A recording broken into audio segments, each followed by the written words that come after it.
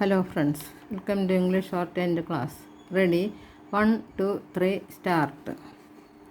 Almost 11 months after the United States leading telecommunications companies own bids for $81 billion worth of C-band radio spectrum to roll out 5G services, the much awaited introduction hit a major snag this week after the country's leading airlines warned of massive flight disruptions if the wireless technology was put into operation, especially around the nation's airports. In a compromise on the eve of the planned rollout on January 19, AT&T and Verizon agreed to delay introduction of the new wireless service near key airports.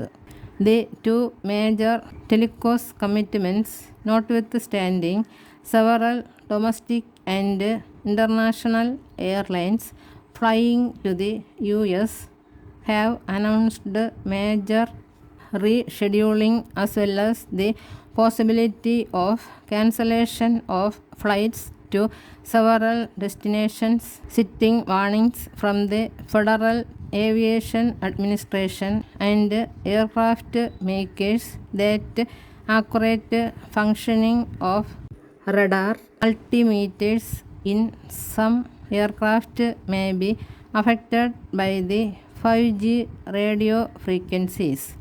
The altimeters provide information on an aircraft's altitude and are a crucial part of flight operations for pilots, particularly while seeking to make low visibility landings in inclement weather. At the heart of the impasse lies the fact that both the 5G services and some flight equipment operate on the same C-band radio spectrum with only the frequencies varying.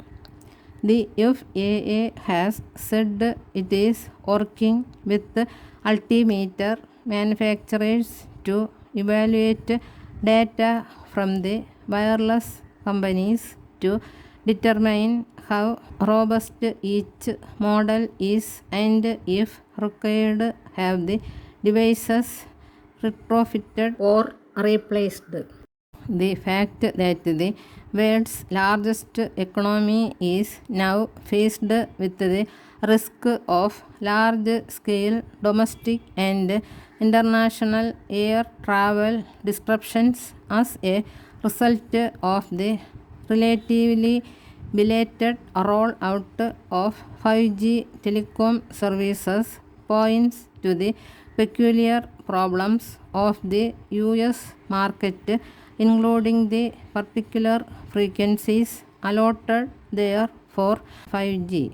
South Korea, China and Japan and several European nations have already successfully rolled out 5G services, and the US telecoms have cited the lack of problems in these jurisdictions as evidence that the FAA and airlines need to do more to find solutions to the deployment of the wireless technology near airports.